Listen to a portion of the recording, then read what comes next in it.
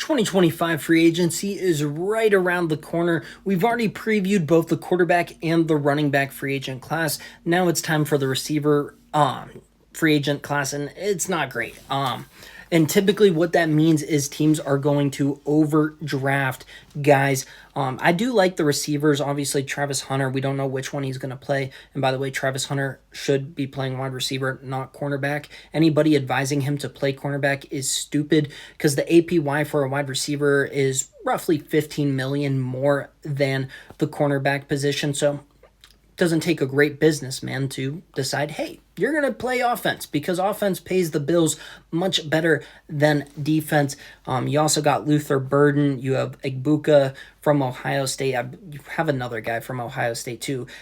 Trey Harris from Ole Miss. There are guys, but a lot of those guys are going to be overdrafted, I think, just because I don't love the receivers here. We already talked about quarterback and running back. There wasn't really a franchise tag guy that made a ton of sense. There were a couple good running backs where maybe you see it. We already know that T. Higgins, who might be the top free agent this year, just period, is most likely to be franchise tagged by the Bengals, which is interesting because that's not really the Bengals' MO.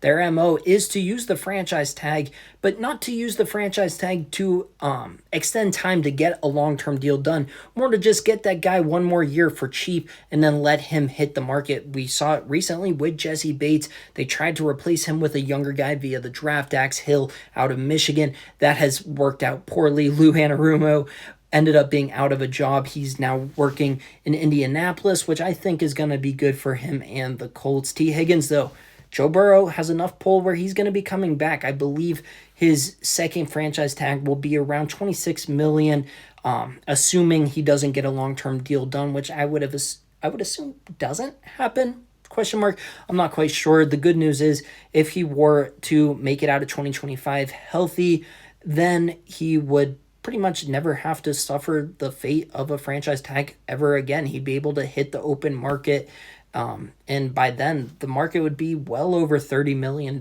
He'd be looking for probably a contract looking around 35 APY at least. Stephon Diggs, still a very capable wide receiver, but we kind of saw why when Joe Brady took over a couple of years ago for Ken Dorsey, he got phased out of the offense. He is no longer an X wide receiver. He is no longer that number one guy.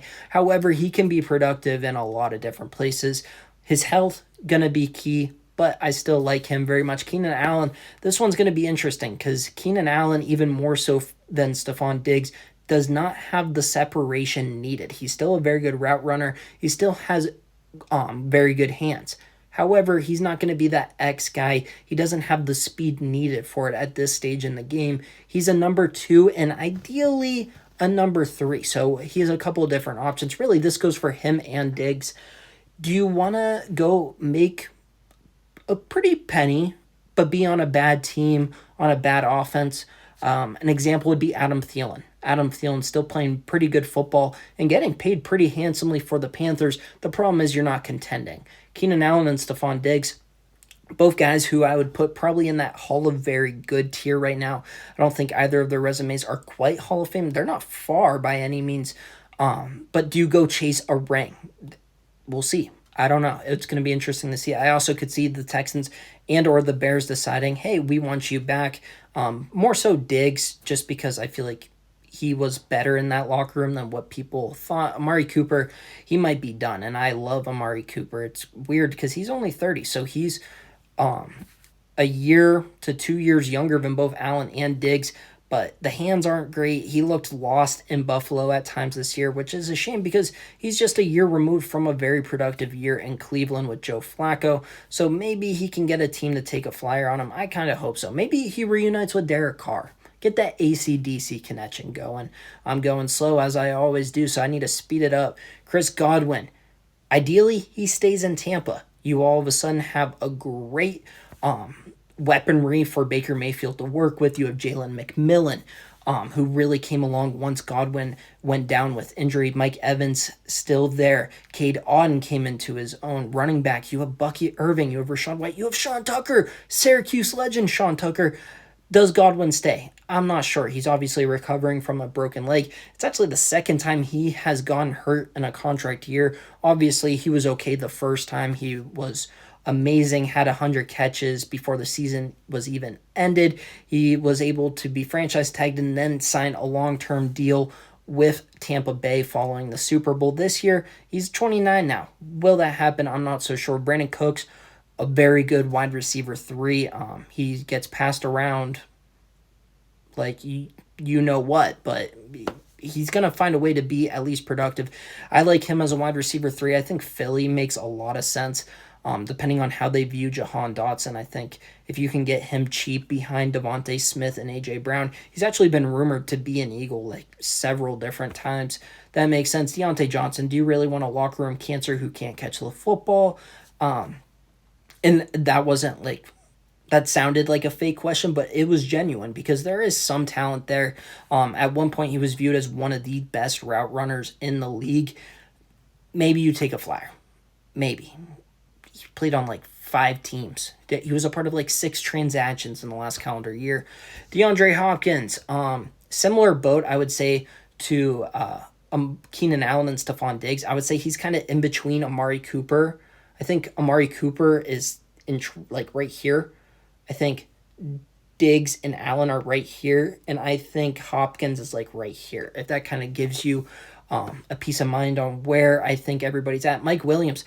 If I'm Mike Williams, I'm headed back to the Chargers. And I think the Chargers should welcome him with open arms. I don't know why he struggled to get involved in that Steelers offense. They seemed to refuse to give him a football. In his first game, he was only on the field because of an injury, and he ended up catching a game-winning touchdown against the Commanders. If I'm the Chargers, him and Ladd McConkey, Josh Palmer, that's a pretty good trio.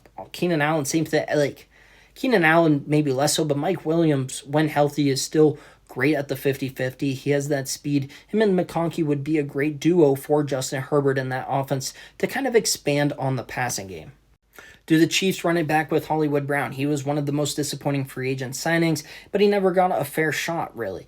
We'll see. I don't know if I'd want to do that. Darius Slayton kind of been quietly productive for the Giants, one of the few guys who's always on the field and always productive. He's going to get a payday somewhere. KJ Osborne signed a 1-year deal with the Patriots last year. It didn't work out. Now he's with the Commanders. I don't believe he did much there. Demarcus Robinson. If I'm the Rams, I know Cooper Kupp's gone. I'm bringing back Cooper Kupp's running mate and Robert Woods. Robert Woods, Rams legend. He's from that Los Angeles area. I think that makes a lot of sense for him to end his career there.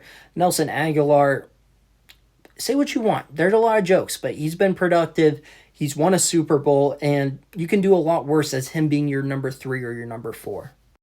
If I'm Tyler Boyd, I'm crying to Cincinnati. Please take me back and let me end my career here. Same thing with the other guys. He's only 30 years old, and the end came quick, but his hands were his strong suit, and last we saw of him, the hands were the weakness. So his strength in play, which was a very big strength. He was one of the best catchers of the football. Now he was struggling in his last year in Cincinnati. Obviously, this year in Tennessee, he was lost in the shuffle.